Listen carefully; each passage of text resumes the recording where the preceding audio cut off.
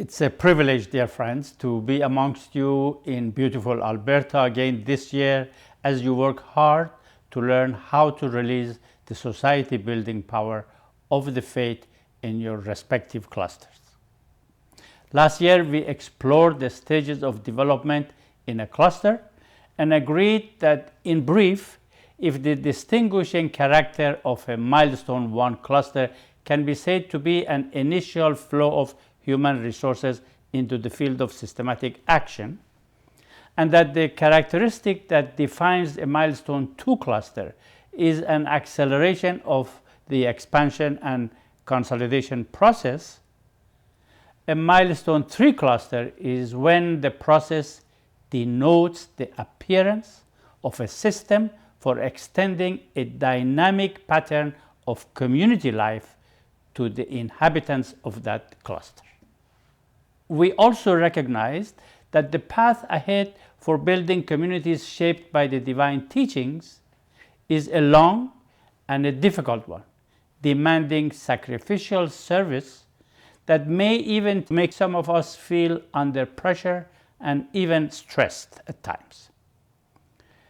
But we know well that the knowledge, insights, and skills that we gain through participation in the courses of the Training Institute and our effort to strengthen the Institute process in our cluster can help build our capacity to face the pressure and the stress with the joy that comes from service to humanity.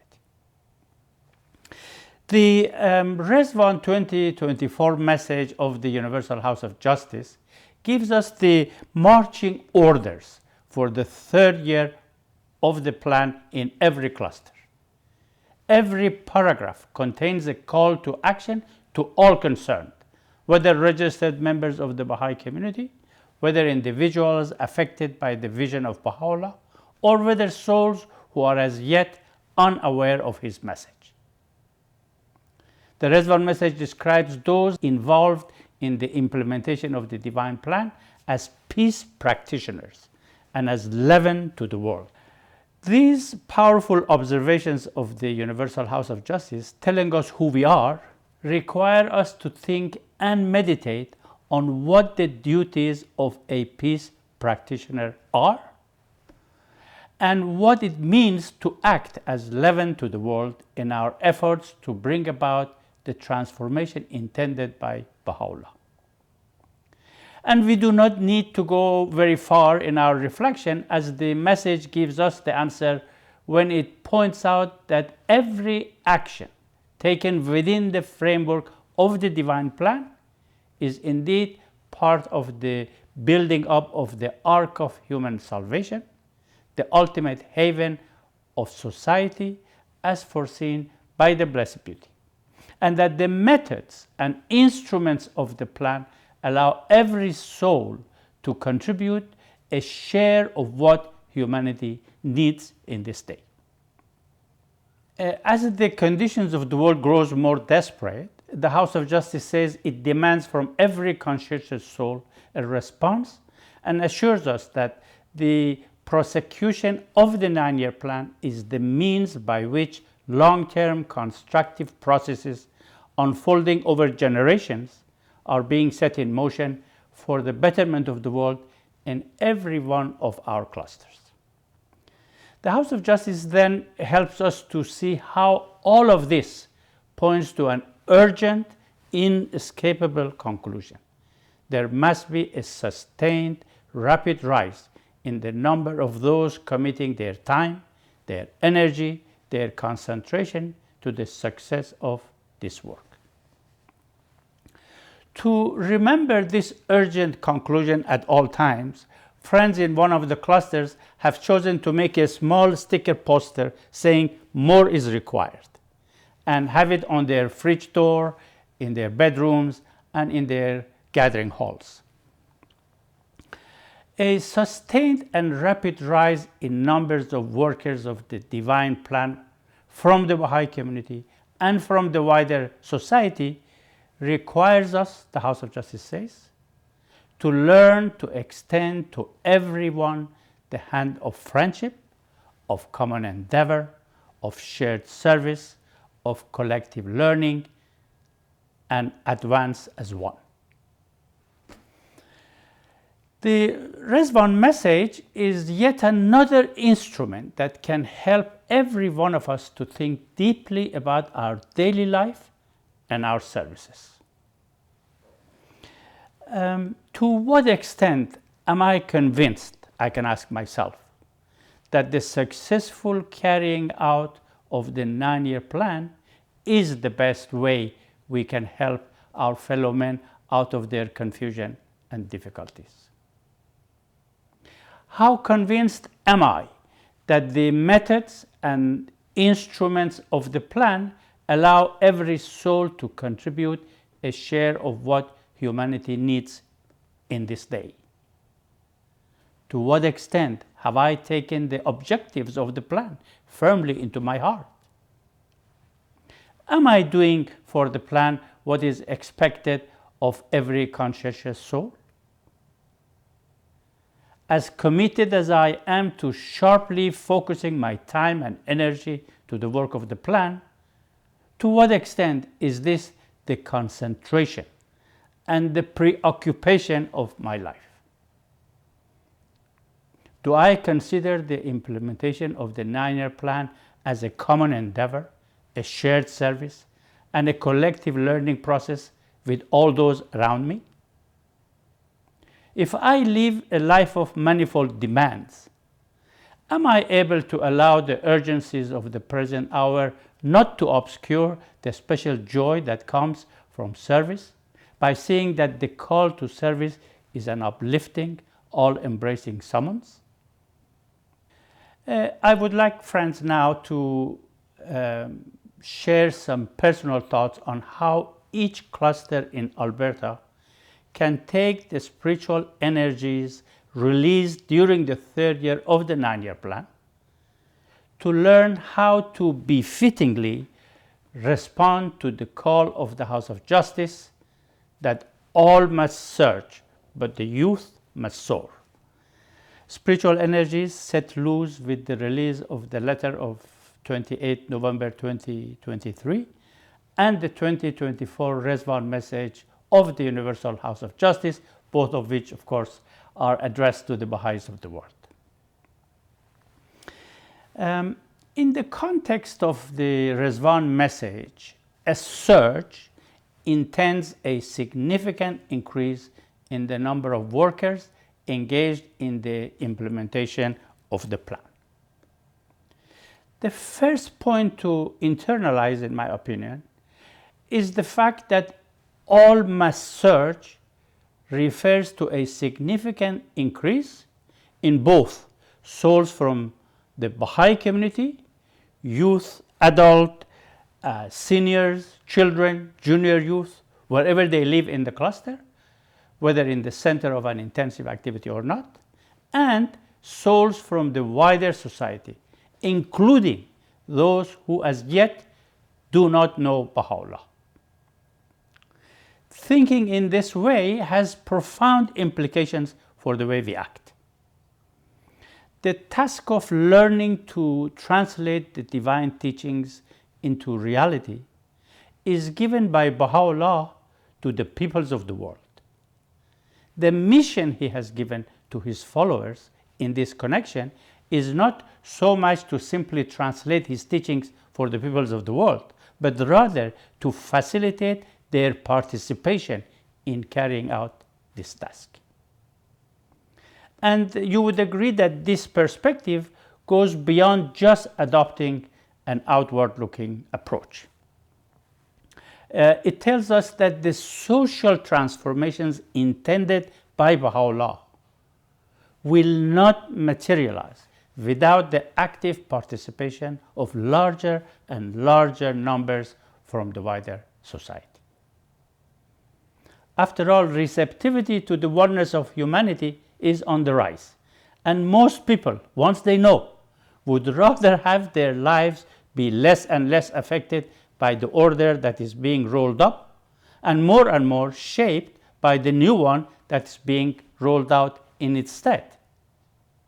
Learning how to attract and invite people from the wider society to this work, therefore, should be the focus in every cluster. The key is for us to develop and refine the language with which we talk to people in wider society about the 9-year plan to help them see why they too should be protagonists of this mighty enterprise.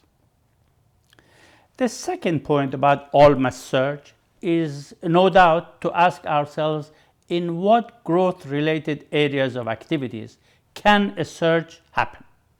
A surge in all types of activities and all at once, though ideal, is not practical. It would therefore surely be helpful to considering what fields of activity can a cluster experience a surge during the 3rd year of the 9-year plan. Growth is organic, and so its surge must necessarily be organic. Learning how to effect a surge in one or in a few activities during the 3rd year of the plan in a cluster will surely help the friends learning how to foster a surge in additional activities in the remaining years of the plan. What is the one line of action in which each of the 3 protagonists can surge during these next 12 months? This can differ from one cluster to another, and the cluster agencies and those in the forefront of the work of the faith, with the help and the guidance of the auxiliary board members, are in the best position to decide what it should be. But to continue on the topic of how to effect the concept of all must search in a cluster, and as an example, I would suggest, based on my experience of a few clusters in Canada, the following lines of action: teaching the faith for individuals, celebration of Baha'i holidays for communities, and putting the learning process in the cluster on a stronger footing for the institutions. Let me say a few words about each of these lines of action and why I'm suggesting them. Teaching the faith through both individual initiative and collective endeavors is essential to the process of releasing the society-building power of the faith. Baha'u'llah enjoins on everyone, without exception, the responsibility to teach the faith. The House of Justice clarifies that teaching the faith embraces many diverse activities, all of which are vital to success, and each of which reinforces the other. I like to think that every Baha'i knows the importance of teaching and the consequences of not teaching. Every believer has an affiliation towards teaching the faith to others, and it is therefore easier to think of teaching as a field in which all must search. Universal participation in the teaching work will cause immense blessings to descend upon everyone in the community, and indeed to the entire population within the cluster. A surge in teaching will no doubt contribute significantly to the strengthening of the training institute, the institute process, and to growth in general. In a letter dated 9th of January 2001, the House of Justice notes that when training and encouragement are effective, a culture of growth is nourished in which the believers see their duty to teach as a natural consequence of having accepted Baha'u'llah. This guidance to me highlights just how important are the roles of the community and the institutions if more and more individuals are to intensify their teaching work. What training and what encouragement and support would help create a surge in teaching and cause a culture of teaching to prevail in a cluster? This is a subject of deep reflection and thought for every cluster, in my opinion. How prepared are friends to introduce the faith to those around them? including to those who have an aversion to religion? Do we know of an effective way of inviting people to the Training Institute courses? How effective are we in encouraging everyone to teach the faith? To develop a practical plan of action which will see a surge in teaching within this year, it may be useful to consider what would indeed constitute a surge in teaching in a cluster. A small increase in teaching activities in one cluster could be seen as a surge in another. Once the scope of a surge is defined in a cluster, it would be useful to translate this into an approximate number of friends who would be engaged in this work. What such a plan of action will look like is obviously going to be different from one cluster to another, and it is best decided upon by the cluster agencies in consultation with those in the forefront of the work of the faith at the cluster level. The thoughts I share here for such a plan are offered only to make the points that, in my opinion, efforts for a surge in teaching should go beyond general appeals and a universal emphasis on the importance of teaching. A well-conceived plan of action is needed. Such a plan of action could, for instance, consist of some of the following steps and more. 1. Prepare a brief compilation on teaching to cover not only the importance of teaching, but also why the peoples of the world have the right to hear the message of Baha'u'llah. The format of the compilation should not be for the bookshelves, but for hanging on fridges or in other accessible spots in home. Then distribute the compilation as a gift to everyone in the Baha'i community and to those from the wider society who are eager to serve in this field. 2. In every 19-day feast, program throughout the year should include time for the friends to study and consult about one or two quotes from the compilation. The program should also include inspiring stories about teaching as an additional way of assisting the friends to fan within their hearts a passion for teaching. 3. Make use of the compilation to the extent possible in home visits. 4. Share with the community whatever learning is already available on how to invite people from the wider society to the study of Book 1. For those interested, arrange for a study of Book 6 of the main sequence of the Training Institute materials. 6. Plan the expansion phases of the cycles of growth and other collective teaching endeavors ahead of time and in coordination with an adequate number of interested friends to be free and prepare for their participation. 7. Identify specific needs of the various age groups, adults, young mothers, seniors, etc., in terms of encouragement and support. Invite an assistant to the auxiliary board member to accompany every 5 or 10 friends participating in the search, providing supports of various kinds as needed. Assistant could also be asked to help the friends to reflect periodically on effective ways of teaching the faith in different parts of clusters, and to be occupied in an ongoing process of learning about what is most effective way of teaching in the place where the friends live. 9. Inspire and assist children and junior youth to see themselves as teachers of the faith and to invite their age-mate friends to the children classes and junior youth groups they themselves attend. Encourage senior citizens who are eager to know how they can serve to talk to their children and grandchildren. 9. Support firesides to become increasingly coherent with community building efforts. 10. if needed, make supplementary teaching materials available in the cluster. 11. Arrange reflection meetings for the cluster agencies to review the progress being made in teaching. And lastly, use the learning from this undertaking to expand the circle of friends engaged in teaching. These were just, friends, a list of things that can be done.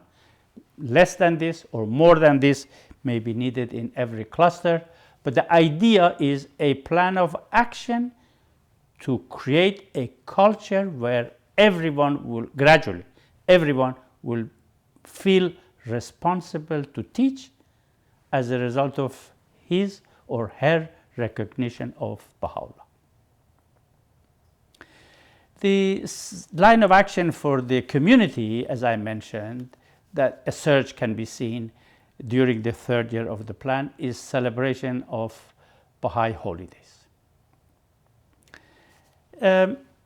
Let's just think. The pattern of spiritual and social life taking shape in clusters involves study circles, children classes, junior youth, devotional meetings, home visits, other teaching efforts, and reflection meetings, as well as holiday observations, 19 days feast, and other gatherings.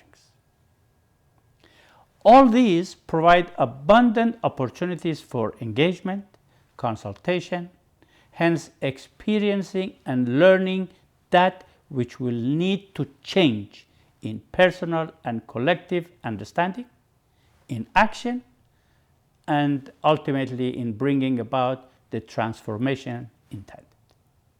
The community, therefore, as a protagonist of the plan, can and should contribute significantly to growth. A vibrant community life is among the elements mentioned by the House of Justice as contributing to growth. In 2015, in its call for the intensification of community building activities, the House of Justice noted that holiday commemorations hold a special position in this regard, and reminded us that the two bicentenary celebrations in 2017 and in 2019 will be opportunities for Baha'is in every land to attract the largest possible numbers of believers, their families, friends, and collaborators, as well as others from the wider society, to commemorate moments when a manifestation of God was born to this world. And in 2019, following the worldwide success in the commemoration of these twin holidays, the House of Justice wrote, "We urge everyone to hasten now and gather again to reflect and to consult and to determine how best to apply in each unique setting all that your experience has taught you." Here, the House of Justice is pointing to the value of facilitating the participation of large number of people from the wider society in our commemorations of Baha'i holidays. A surge or a significant progress in this line of action is, in my opinion, one of the easiest lines of action for any cluster to try during this year.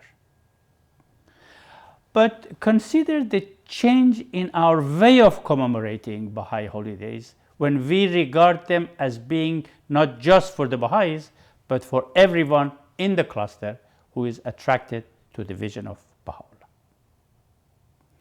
Inviting people around us to the commemoration of Baha'i holidays gives us an opportunity to make it possible for a large number of people to taste the dynamics and the sweetness of a vibrant community life. However, for this to materialize systematically in every cluster, we must pay attention to a few things.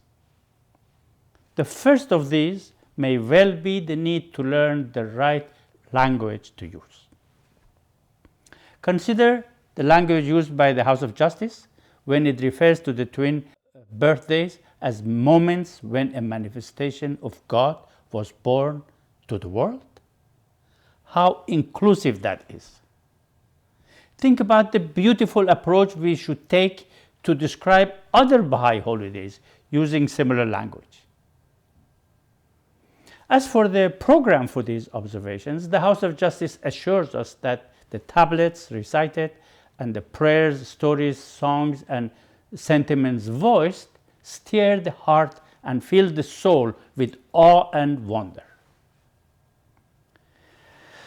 But special considerations regarding the program's content may also be necessary depending on the local circumstances. The participation of children, as well as aspects of the program that emphasizes unity in diversity, will surely lift the spirit. The use of art and music from diverse backgrounds would likewise surely add to the richness of the program. Other considerations, such as the location where the commemoration is held, may even have to be something to consider, at least in some clusters. But whatever is done, the social atmosphere of such gathering is of a vital importance. Everyone, regardless of culture and background, should feel loved, engaged, and welcomed. What will surely greatly help is for the Baha'is to learn how, in such gatherings, to show their love for the newcomers and associate and converse with them rather than engaging in the habitual mingling with one's old friends. What will also no doubt help everyone to feel at ease will be such considerations as avoiding talking in languages other than the one common amongst the visitors, or avoiding the use of vocabulary that is familiar only to the Baha'is. Bearing all these points in mind, every cluster can benefit every year from 9 spaces, the 9 Baha'i holidays, in which we offer friendship through Baha'i hospitality and meaningful conversations with large number of people from the wider society. A significant increase in the proportion of those from the wider society as compared to the members of the community attending such gatherings should accordingly, in my opinion, be one of the objectives of a learning process embedded in this activity in every cluster. Such a surge will be an encouragement to those who are poised to enter the faith and will without doubt have a very positive effect on all the teaching efforts in the cluster. A holiday celebration committee of a local assembly that pursues this approach systematically with an attitude of learning can play a major role in the promotion of growth in the cluster. The suggested line of action for the institutions to focus aimed at seeing a surge during the 3rd year of the plan is what I have mentioned as putting the learning process at the cluster level on a stronger footing. It will take a bit of time for me to explain what I mean by this. Let me begin by asking this question. How often do we relate lack of rapid growth in a cluster to the need for a more systematic and more effective learning process at the cluster level? Yet, in the words of the Universal House of Justice, the implementation of the global plans of the faith is impelled by learning. And on the interconnectedness of the two, the House of Justice points to the learning process as being as important as the expansion or growth itself. Highlighting how crucial learning process at the cluster level is to growth, the House of Justice notes, whatever the level of activity in a cluster, it's the capacity for learning among the local friends within a common framework that fosters progress along the path of development. And finally, the House of Justice assures us that this combined process of action, learning, and training will endow communities with an ever-increasing number of capable and eager teachers of the cause. It is with this in mind that I believe we will do well everywhere if in the third year of the plan we examine the learning process at the cluster level and see how it can be moved even an inch towards a stronger footing. To do so, it will surely be helpful to refresh our minds on what a learning process entails. The guidance of the House of Justice is abundant on this matter.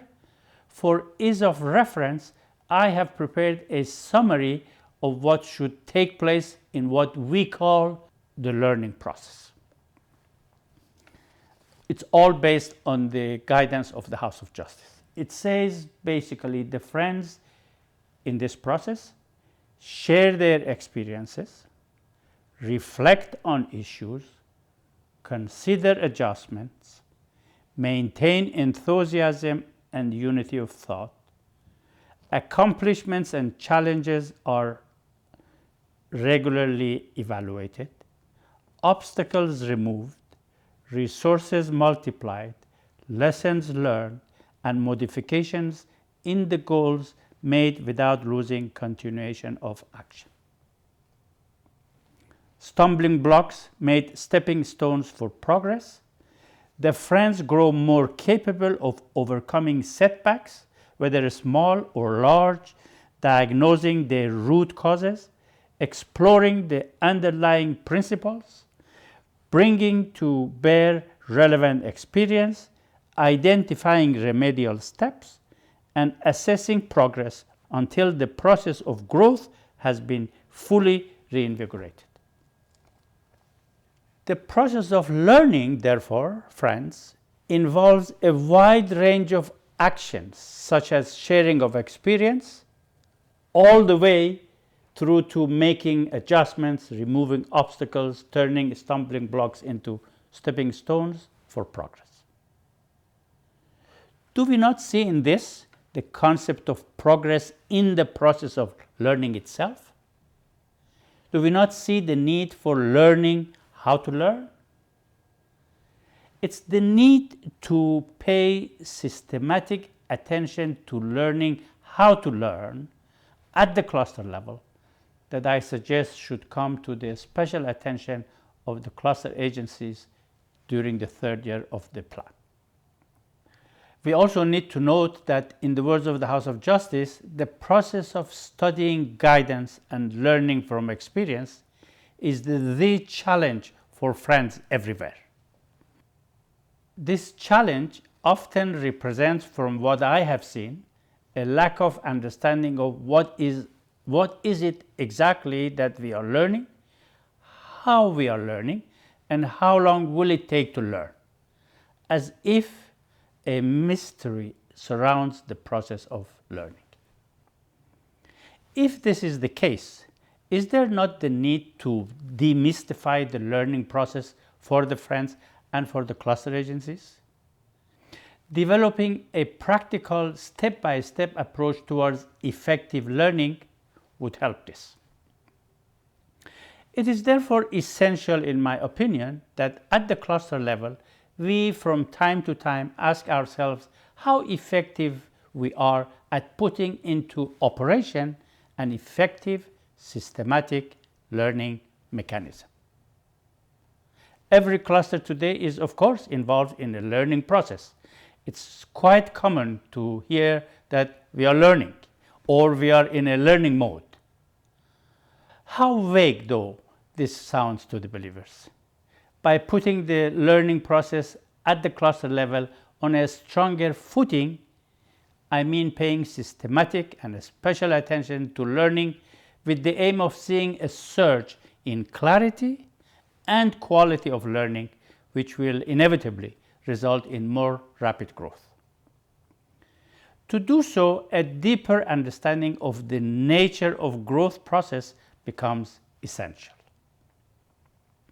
At the heart of what we are doing is creating patterns of individual and collective life that can translate Baha'u'llah's teaching into action. The concept is that these patterns of community life should grow larger, more complex, and more impactful as time goes by. Growth is an organic process. What does being organic mean?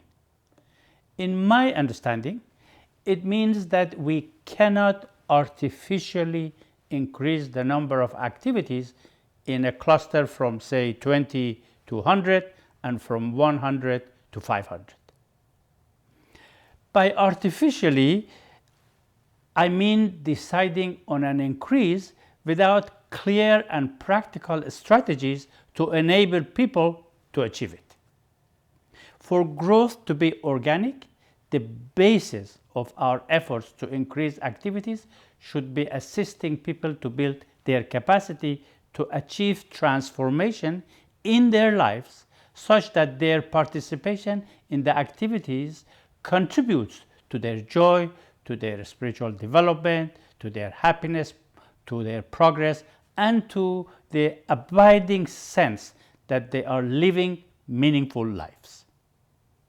Otherwise, we are just having people carry out tasks, and eventually we will reach the limit of the number of tasks they can carry out. Or they will get tired, the numbers of tasks carried out drops, and transformation is difficult to come by. Setting goals is, of course, essential for progress in increasing activities, but the way of achieving goals must be based on capacity building. And this is logical because there will always be things that the workers of the faith in the cluster know how to do and things that they do not know how to do. Friends must learn how to do what they do not know how to do.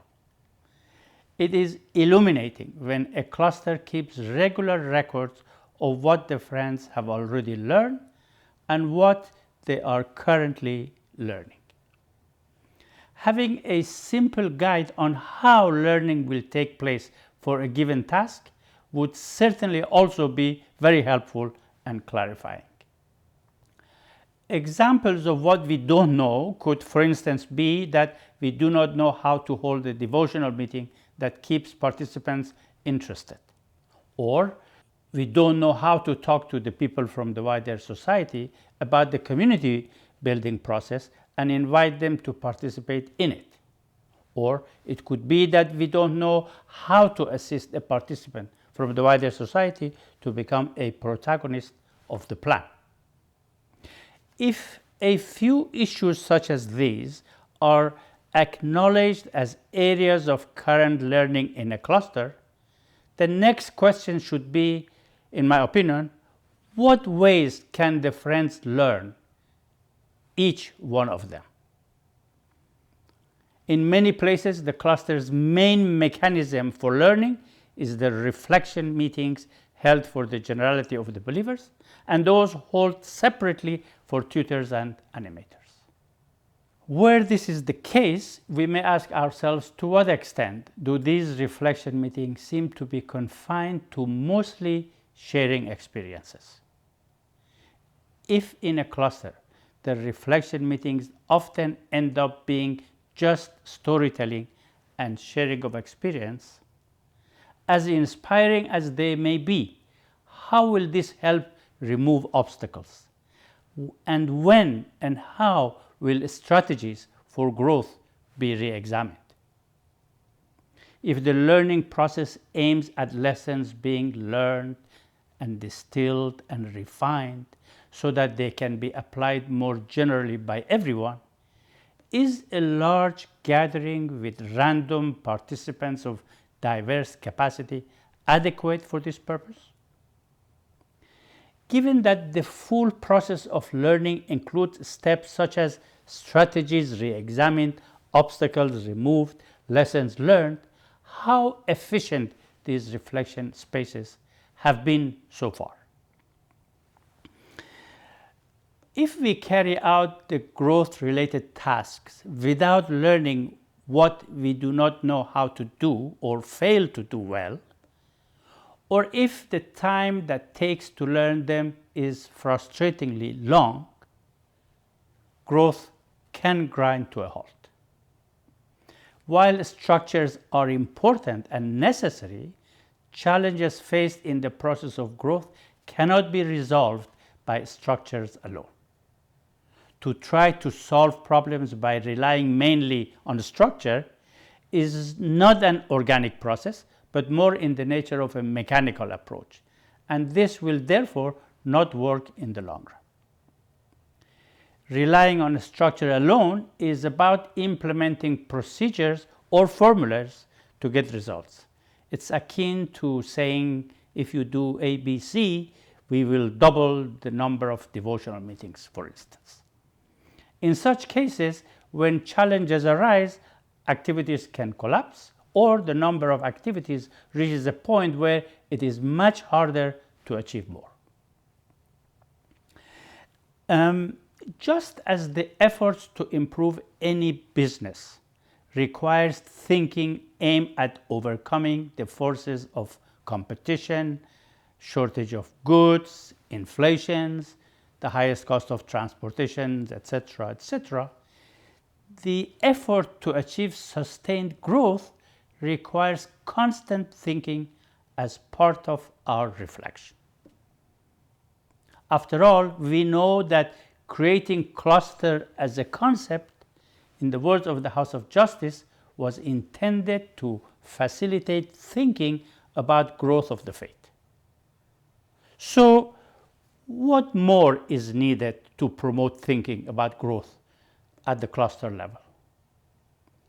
In 2007, the Universal House of Justice noted that in every cluster, the institutions and agencies guiding the process, the auxiliary board members and the institute, together with the area teaching committee, need to examine the dynamics of growth on a regular basis and analyze the way in which these elements are working together in order to identify gaps and determine what adjustments should be made. How frequent and how regularly do these agencies meet, and how systematic is their work to analyze the working together of elements of growth, identifying gaps and determining adjustments? Do all the elements of growth receive attention in these gatherings? I have great admiration for the sacrificial services of members of the cluster agencies. My sharing of these thoughts here is intended simply to make a point about the importance of a strong and systematic learning process at the cluster level if progress in growth is to be maintained, nay, accelerated. This is a crucial issue because if we learn how to learn at the cluster level, that is, if we learn how to do what is needed and to learn to think collectively about how to remove obstacles, the work will grow endlessly. This, we know, is what is happening where the masses of people are initiating and participating in the processes of the plan, not out of a sense of obligation to be doing things, but because they and their children are constantly receiving an abundance of spiritual joy as well as witnessing social and material progress.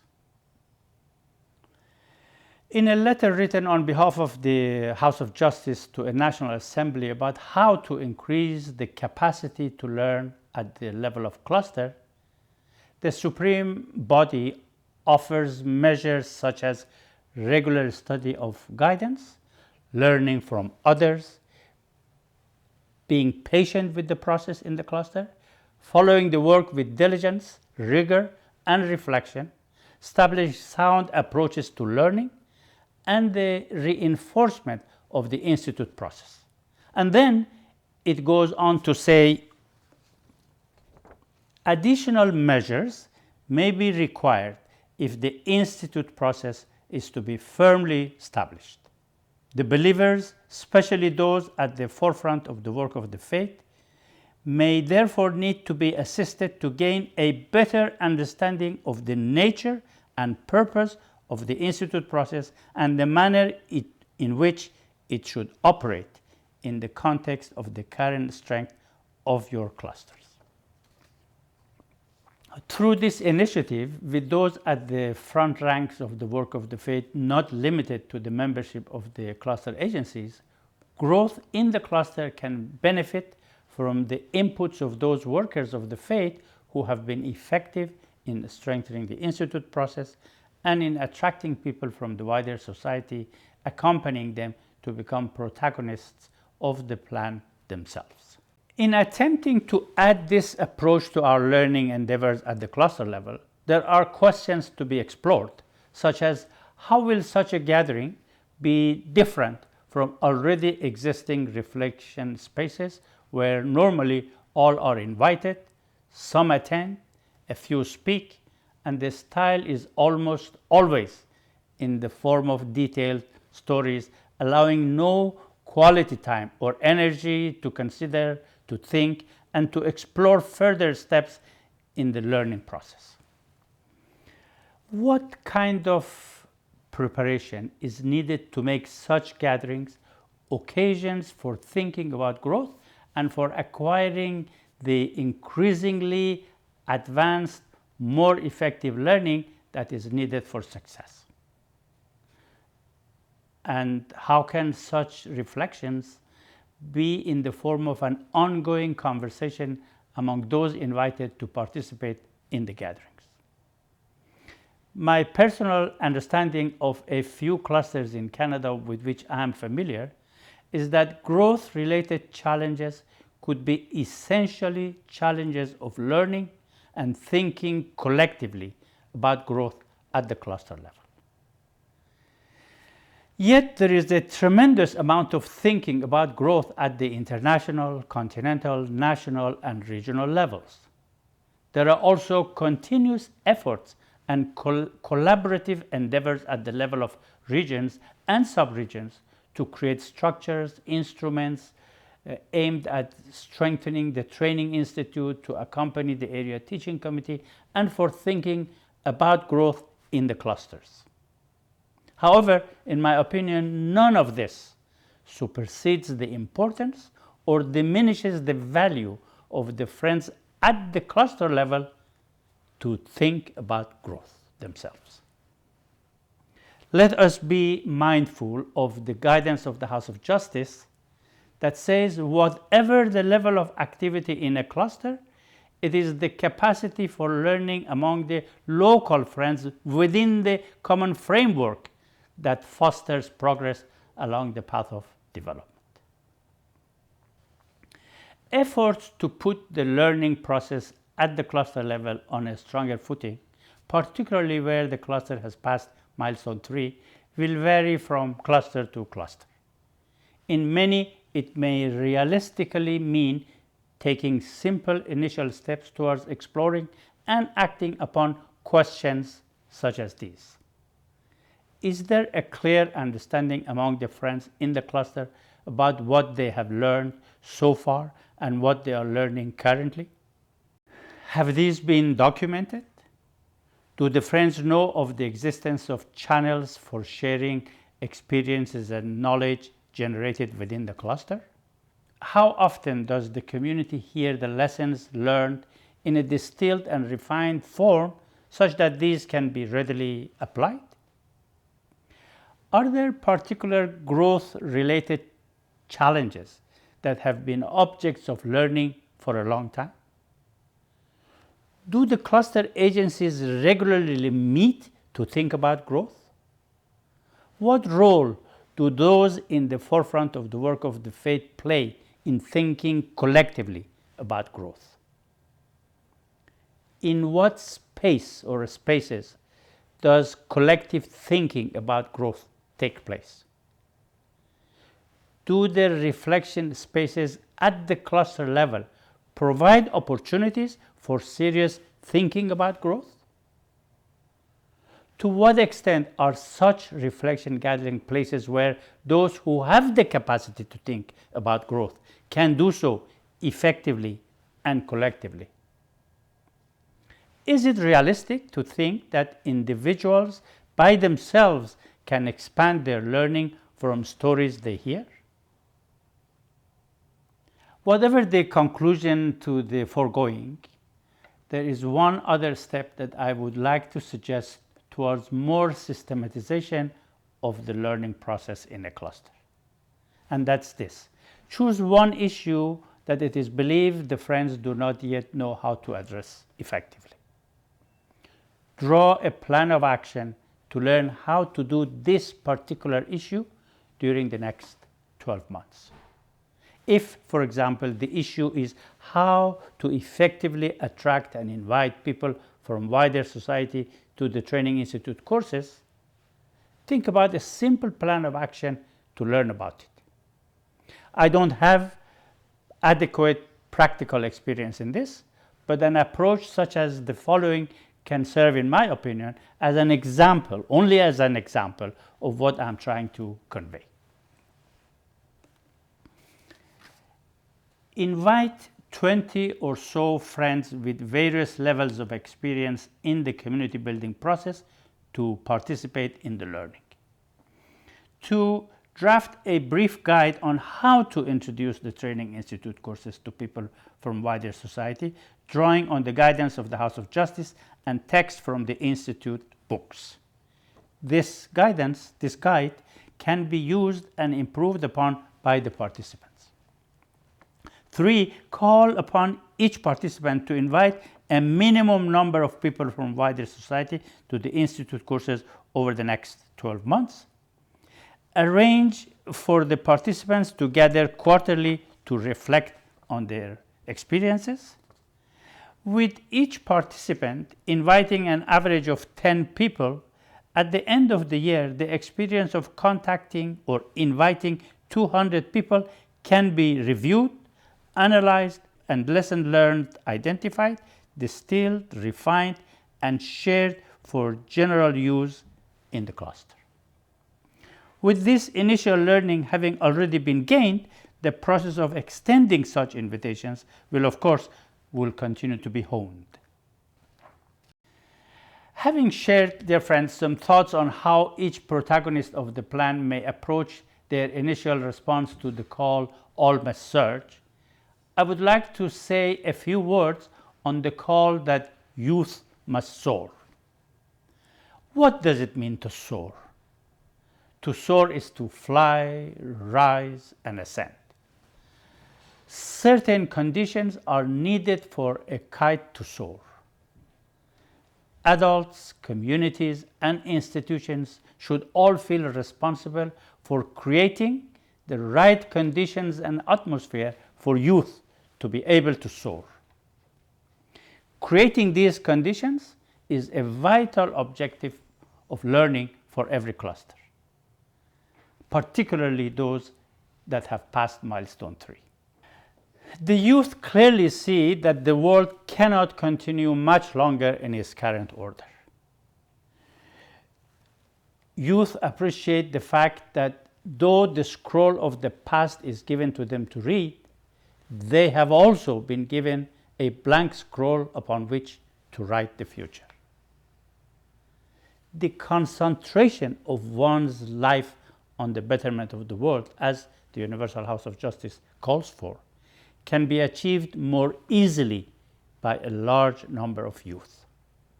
You have already achieved wonderful results in Alberta, and your learning must now, in my opinion, focus on how to expand your youth movement. And for this to happen, youth must be fully involved in this learning. The soaring of youth should not be something that adults do. Rather, it is something that the youth themselves, using the guidance of the House of Justice, plan and carry out with the full support of the community and the institutions. In its response message this year, the House of Justice points to the need for a rapid rise in the number of those committing their time, their energy, their concentrations to the success of this work. This intends the involvement of people from all ages, including youth from both the Baha'i community and the wider society. How then will the youth access the guidance of the Universal House of Justice? One of the instruments of the global plans over the past 10-15 years has been the youth conferences, whose purpose is to reach out to large numbers and attract and invite them to be part of a youth movement that seeks nothing less than the betterment of the world, moving the world. The aim of the global conferences was for every cluster to benefit from this experience by using this instrument as local circumstances permit. Wherever perseverance was the approach, success has been achieved by ever-expanding groups of youth shaping up in a neighborhood. The holding of monthly youth gatherings in which youth from wider society are treated as potential protagonists of the plan is another instrument and is being undertaken in many places, as you know. What more can be initiated in the third year of the plan to enable the youth to soar? Among them, youth groups in new neighborhoods, in new clusters, more conferences, annual and semi-annual, and assisting parents to be alert to the vitality of the call that youth must soar, such that the parents give the youth support and more freedom in deciding what sacrifices they want to make for the faith at this time. Dear friends, the news of the progress of the 9-year plan in the majority of your clusters in Alberta, and indeed across the entire country, especially in the light of the ongoing process of raising up the first national house of worship in the Western world right here in Canada, is a source of tremendous joy. We can all take great joy in knowing that a befitting response of the believers to the 2024 Resvan message of the Universal House of Justice will see the release of the society building power of the faith in ever greater measures. Thank you.